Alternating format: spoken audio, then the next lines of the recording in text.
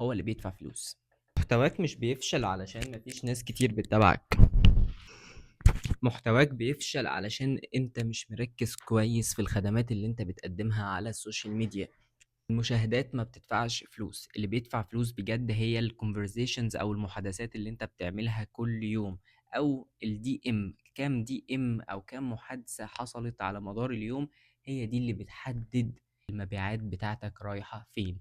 انت مش محتاج كونتنت كتير، انت محتاج كونتنت يخلق حاجه اسمها ديماند، او يبقى في طلب على الشغل اللي انت بتقدمه. السوق باختصار عرض وطلب، فلو مفيش طلب على الشغل اللي انت بتعمله اخلق الطلب، وبعد ما تخلق الطلب دوت حوله لدافع، خلي الناس تثق فيك وتشتري من عندك.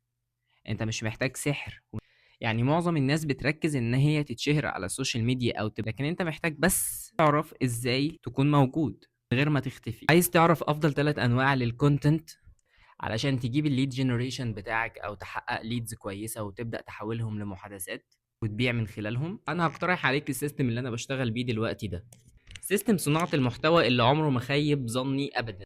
اول عنوان لازم تعمله علشان تلفت انتباه اي حد: 3 اخطاء بيكلفوا المدربين 10000 جنيه في الشهر، او ازاي اقدر انجح البيزنس بتاعي واخليه يعمل من 10000 جنيه ل 50000 جنيه شهريا. النوع ده من المحتوى بيضرب معاك جدا وبيروح في حتة تانية خالص. النوع التالت نفس السكريبت اللي انا بستخدمه علشان اوصل لعدد المتابعين دوت، اكتب لي في التعليقات هو ده الهوك اللي انت هتستخدمه. السيستم اللي خلى الشغل بتاعي ينجح واوصل لاكتر من 50 عميل، ده نوع من انواع الهوكس اللي بيشد جامد جدا ويقدر يجيب لك ليدز قويه جدا. اتكلم طبعا عن الكيس ستاديز او اي حاجه حقيقيه اشتغلت عليها قبل كده وحصلت معاك، عن حاجه اسمها البريكس داون او الحاجات اللي اشتغلت معاك واقسمها وجزأها، وازاي اشتغلت مثلا ونجحت على السوشيال ميديا من A to Z. ابدأ اتكلم عن السيستم اللي انت اشتغلت بيه ونجح معاك، والسيستم ده مش شرط يكون حاجه زي اكسل او وورد، ممكن يكون حاجه بسيطه جدا زي مثلا انت بدأت ازاي ودلوقتي بقيت فين. ده سيستم، ده النظام اللي انت مشيت عليه كل يوم لحد ما وصلت للحاجه اللي وصلتك للنقطه او للنجاح اللي انت فيه النهارده.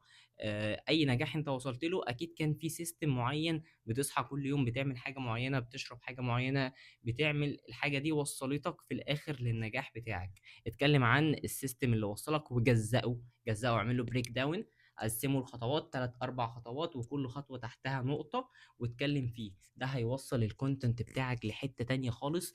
الهدف من الكونتنت اللي في الفيديو ده هقول لك ازاي تعمل اكتر من 10000 ليدز شهريا من الاورجانيك كونتنت اونلي، من غير ما تصرف جنيه واحد اعلانات. اول حاجه هتعمل فيديوهات يوتيوب. فيديوهات اليوتيوب ديت هي بالنسبه لك الاسيد او الاصل الثابت اللي بيفضل معاك على مدار السنين. مدار السنين انت ممكن تقعد 17 سنين الفيديو بتاعك لسه شغال وبيجنريت ليدز، وهي دي الطريقه اللي انا بقول لك عليها. فالهدف من الكونتنت اللي انا بتكلم فيه دلوقتي ان هو يجنريت ليدز، يعني تقدر من خلاله تجيب ليدز او تجيب عملاء يكلموك على السوشيال ميديا او على الخاص بتاعك، وتقدر من خلالهم تبيع لناس كتيرة. مش كونتنت يجيب فيوز، وافتكر في الاخر ان الفيوز ما بتاكلش عيش. الاهم من انت تعمل فيوز تعمل فلوس. لو انت صاحب بيزنس الفيوز ما بتدفعش فواتير، الفيوز ما بتدفعش فواتير حد، ولا بتدفع فواتير الشركة، ولا بتدفع مرتبات الموظفين. لازم تعرف تعمل كونتنت صح للسوشيال ميديا بتاعتك لو انت عايز تجيب عملاء وعايز تجيب شغل حقيقي. الفيديوهات اللي انت بتهزر فيها والهزار والضحك الكتير دوت لو مش ماشي بسيستم واضح مش هتعرف تجيب ليدز، مش هتعرف تجيب عملاء حقيقيين يشتروا من الشغل بتاعك. ايوه احنا في زمن الاشهر هو اللي بيبيع مش الاشطر، بس الاشهر لو ما عندوش سيستم واضح ماشي بيه مش هيعرف يشتغل صح ومش هيعرف يبيع. السيستم هو اللي بيقبض وهو اللي بياكل عيش، مش الفيوز، مش الارقام، مش المتابعين. المتابعين لو ما تحولوش لعملاء فعليين عمرك ما هتعرف تدخل جنيه واحد من السوشيال ميديا، واسألني عن تجربة.